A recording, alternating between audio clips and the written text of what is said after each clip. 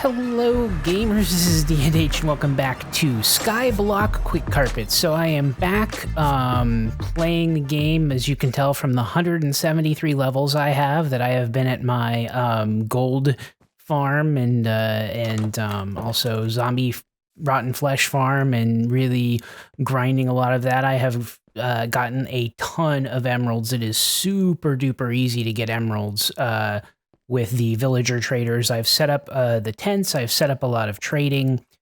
It's been great. So I guess to go over some of the things that I've learned really quickly, I don't entirely know why, but having it on normal, as I said, you don't get conversions as quickly, but it also affects the way that they are converted. So converting villagers more than once really doesn't get you as much financial gain as it does in hard. I don't know if it's because they're seeing their compatriots die or what the deal is, but basically I have switched over to hard mode, and I'm going to just leave it at that. It doesn't really make a huge amount of difference that I notice. I've moved the sheep from over there. There's only 2 left over there, and I've moved them into a new area that I've built over here. And in hard mode, I really started converting a lot of villagers and populating them and stuff like that. So it's been really great and effective, and everything else. So I don't know when I'm going to release a time lapse of this. The thing is that there's still a lot of finishing work to do on this pyramid and in this area, but I don't want to wait forever, and I'm probably going to change this. I'm vaguely trying to decide if I want to make the pyramid a little bigger also. That's a very difficult thing. So the very top of the pyramid is stairs, and so you can't light it. I mean, I could theoretically still drop torches in there on solid blocks occasionally, but that's why there's no lighting on the top of the pyramid. And I do plan on putting a beacon at some point that juts up through the center of the top.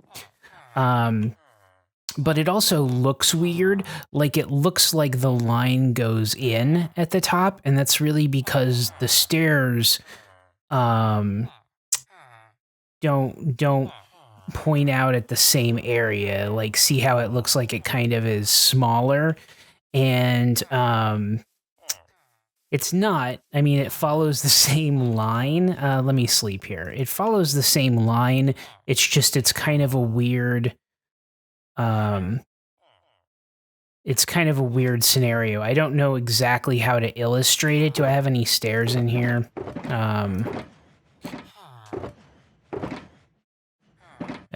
Well, I have some over here. So, let me, I've been thinking about making this bigger, though, just because I'm going to put some mob spawners in here, although I don't necessarily need it to be bigger. So let me take this and this. So just to illustrate what I'm talking about, so if you look at this, like, the line of the outside is really going up. So like, you see this corner, you see that corner, and it just kind of continues. And so that, if you come out here, is the line that you see along the side, right? You see that line is the edge of the things, and then it kind of cuts in. So it's a smooth edge, and then it kind of cuts in. Well, it doesn't, the stairs are on the same line. The problem comes down to this, where the line that you're drawing would come through right here. So basically, if this were a full block, it would be meeting right here. But because the stairs don't have a thing right there, it just cuts in and it looks weird.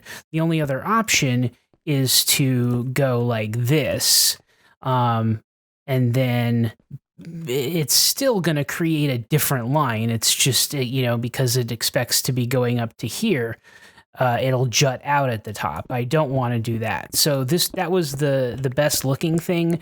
It still looks a little odd when you're walking up.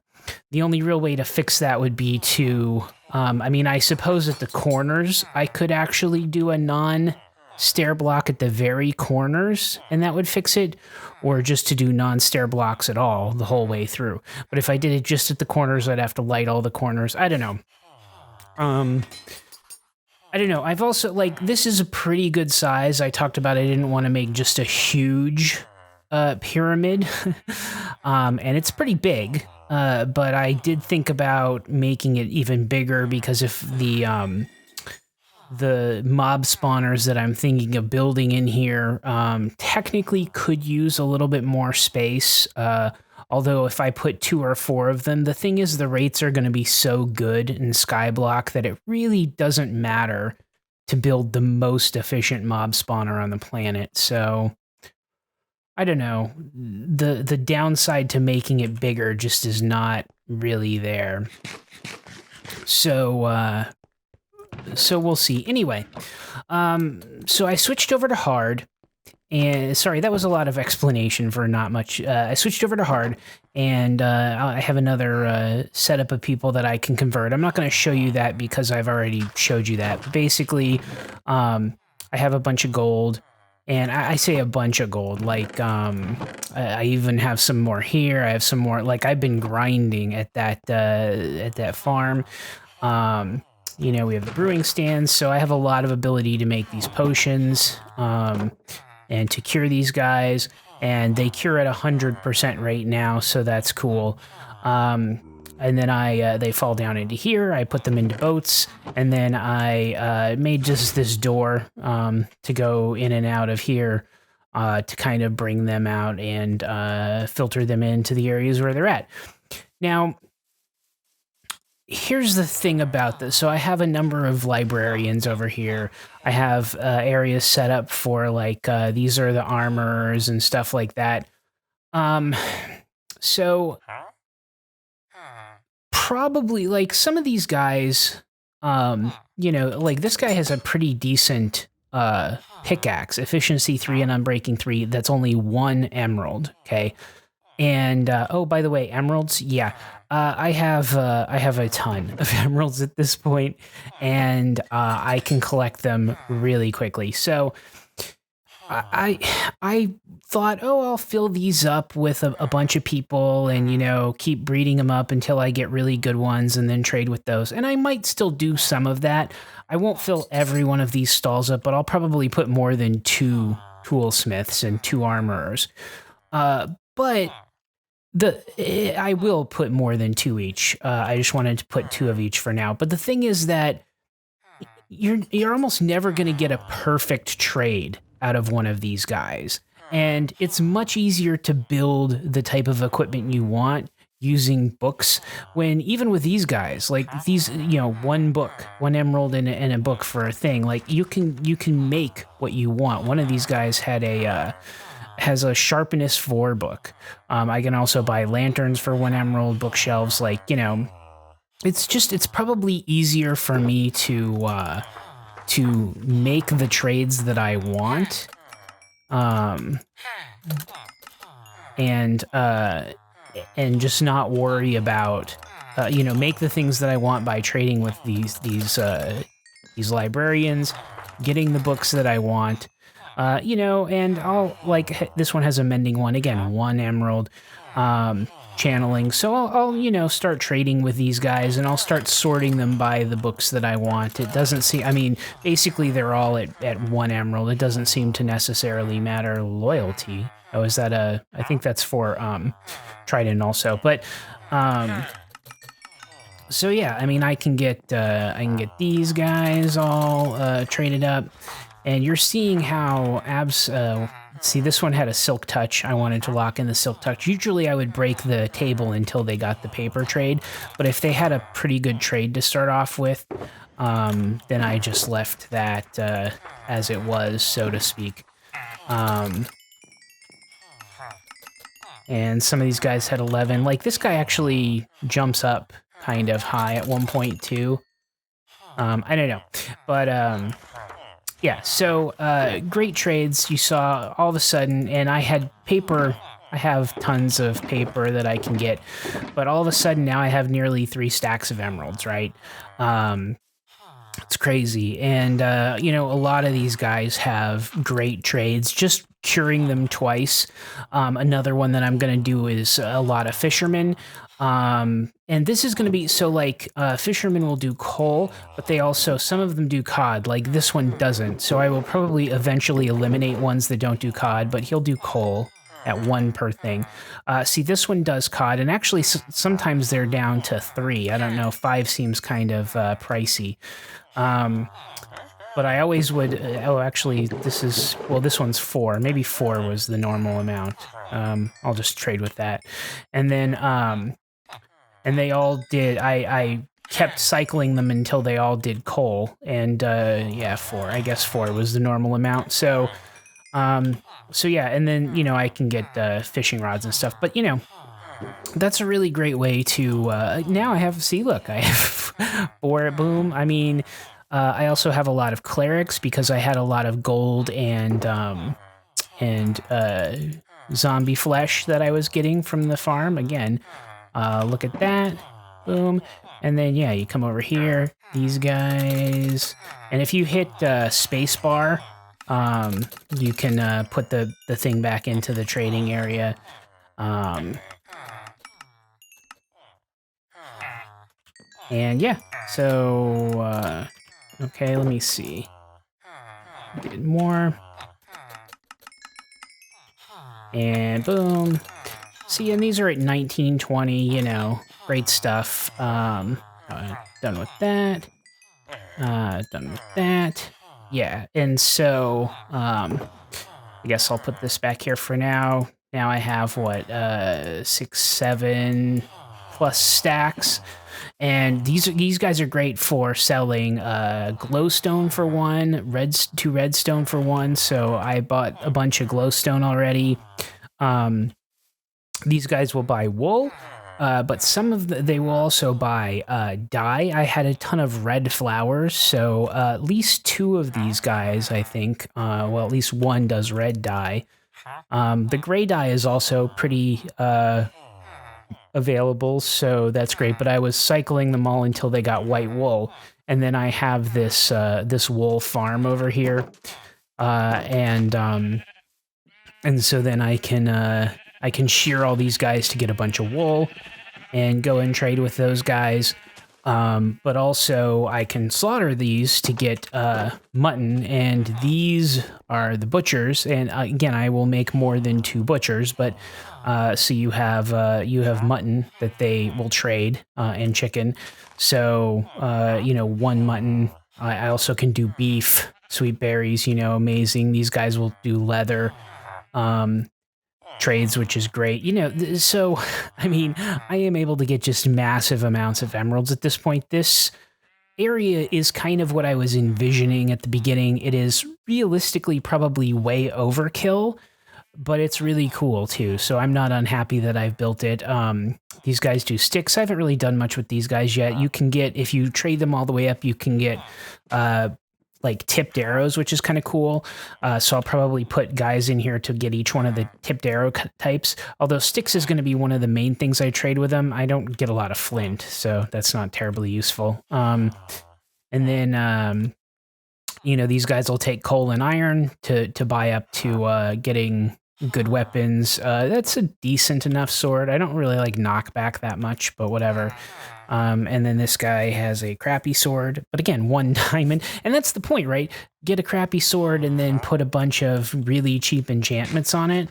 Like whatever. And then here are the farmers. So I was cycling through the farmers until I was getting potatoes and carrots as their first 2 trades for all of these guys.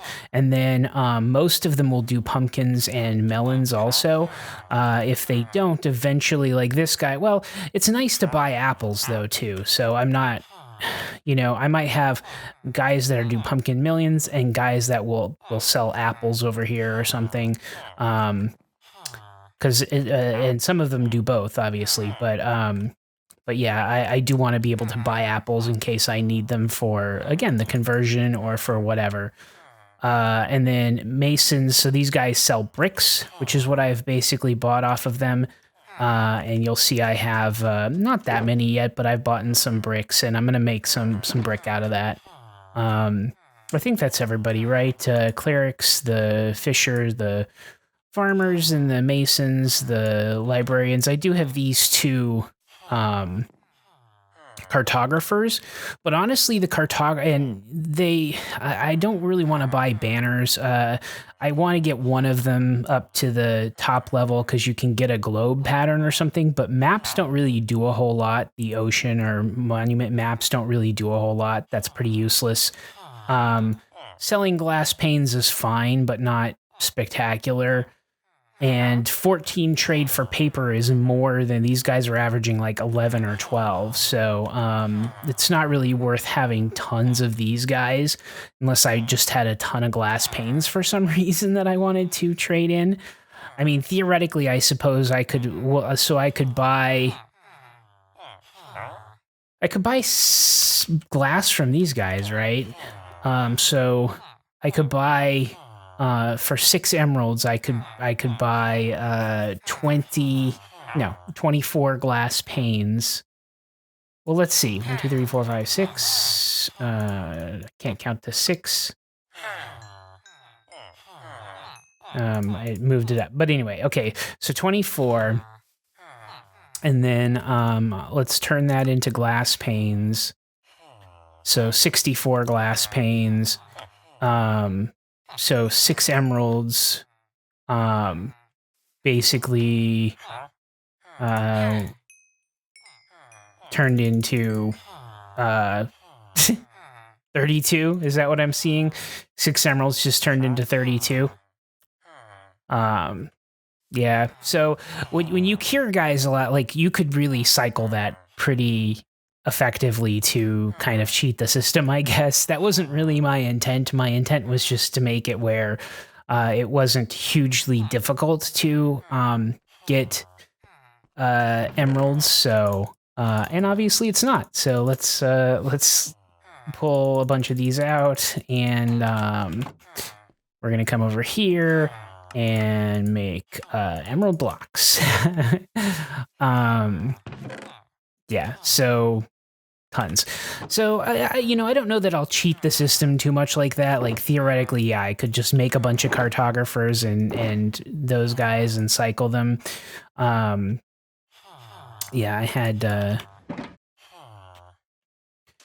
I have tons of poppies though too. I just get distracted with how much I could trade. That's cool. I don't know that I'm looking to cheat the system a whole bunch. Obviously, you can do that, but I want to make it so. So yeah, I have the ability to build. I have ability to build up a stock of emeralds, which obviously I have, and I have the ability to get the things that I want. Now, it'd be nice if villagers traded everything. Like, it's cool these guys trade bricks. Because that's something that I can't get my hands on. It'd be nice if you could get clay out of these guys. You can't. You can only sell clay. You can make like diorite and stuff. There's a crafting recipe for it. I think it's like cobblestone and quartz. Do these guys eventually sell quartz, though? I don't know. Like, I still have to go through all of the trading trees and stuff like that, but I don't think you can get everything from these people, but it will be nice to kind of build that up. And I do want to make... so I have the farms from over there, obviously. I'm probably going to make a farm and a sugarcane farm over in these areas You saw I had the sheep that were jutting out from here. Right. I have basically and they kind of extend over here, but I have pretty much 3 more areas like that. And so I'm going to make more farms and I'm going to populate more people. But, and I'm also going to make that drop farm for mobs and things, because then I can get some rotten flesh from that and whatever. But, I'm going to continue to work on this area and flush it out a little bit. I should be posting a time lapse of it at some point. And then I will go back to the next project I have a couple other projects, obviously, on the horizon that I'm thinking about. Also go back to the zoo. I've finished the aquarium. pretty much. I mean, there's still some detail work here or there, and I think the next thing I'm going to work on my zoo is the hostile mob area. We'll see. There's tons of stuff left to build out there, but yeah, we're getting pretty much in the holiday season, so hopefully everybody out there is having good, staying safe, and have a wonderful holiday. But I am going to go. As always, gamers, have a good evening, day, and night. Minecraft, time lapse, mob traps, world maps, cat naps, rap tracks, perhaps. You'll tune in and watch the hijinks, and if you like, click the up and subscribe links.